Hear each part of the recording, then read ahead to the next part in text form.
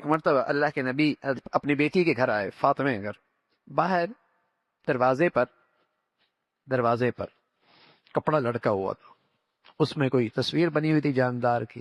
آپ اندر نہیں آئے، آگے چلے گئے. حضرت علی آئے، کہا فاطمہ ابا نہیں آئے؟ کہا نہیں. کہا اس طرف آ تو رہے تھے. پتہ چلا اللہ کے نبی آگے چل گئے.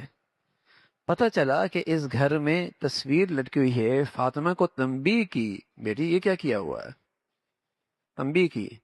اور پھر بچی کو تعلیم دی. الگ گھر میں تھا ہی کیا، لیکن بیٹی سے کہا بیٹی یہ خیال میں نہ رہنا کہ میں محمد صلی اللہ علیہ وسلم کی بیٹی ہوں، اس خیال میں نہ رہنا، بلکہ کل تو اپنے اعمال کے ساتھ اٹھائی جائے گی، کل تو اپنی نیکیوں کے ساتھ اٹھائی جائے گی.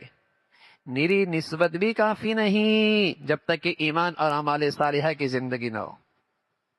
اب تو کہتے بھائی سید ہے، چاہے بھنگ پی رہا ہے، چاہے وہ سٹے لگا رہا ہے، سید ہے بس، چاہے وہ بھنگ پی رہا ہے.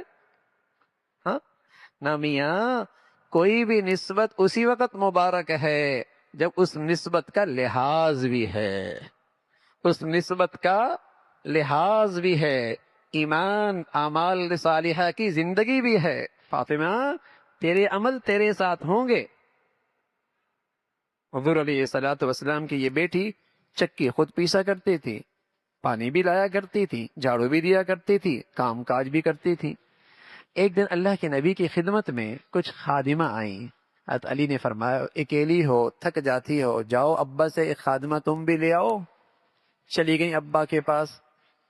ہمت نہیں ہوئی کچھ بولوں، خاموش رہیں. خود ہی اللہ کے نبی نے پوچھا فاطمہ خیریت سے ہے؟ علی نے بھیجا ہے خادمہ آپ کے پاس آئی ہوئی ہیں، انہوں نے چاہا ایک تجھے بھی مل جائے گی. اللہ کے نبی نے فرمایا بیٹی ابھی تو مدینہ کے ضرورت مند بہت سارے ہیں، پہلے ان میں تقسیم کر لوں. جب کچھ بھی نہ بچا کہا فاطمہ بیٹی جب رات کو جو بستر پہ جائے نا اور تھک جائے تو سبحان اللہ، الحمدللہ، اللہ اکبر 33 مرتبہ اور یہ 34 مرتبہ پڑھ لیا کر. تیرا آخرت کا ذخیرہ بھی خوب ہو جائے گا اور دن بھر کی تھکاوٹ بھی دور ہو جائے گی. جس کو ہم کہتے ہیں تسبیح فاطمی، تسبیح فاطمی.